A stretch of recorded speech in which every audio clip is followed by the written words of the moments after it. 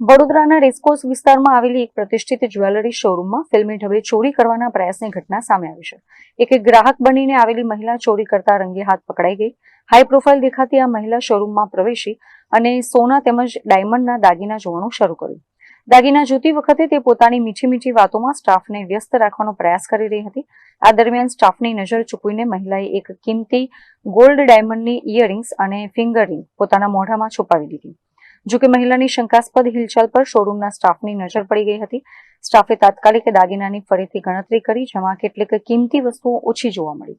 સ્ટાફે જ્યારે મહિલાની કડકાઈથી પૂછપરછ કરી ત્યારે તે ગભરાઈ ગઈ હતી અને આખરે તેના મોઢામાંથી ચોરી કરેલા લાખો રૂપિયાના દાગીના મળી આવ્યા હતા.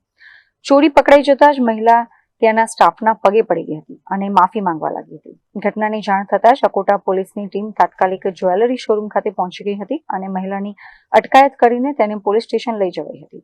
પોલીસની પ્રાથમિક તપાસમાં એવી પણ આશંકા સેવાઈ રહી છે કે આ મહિલાએ અગાઉ પણ અન્ય મોટા જ્વેલરી શોરૂમને નિશાન બનાવ્યા હોઈ શકે છે.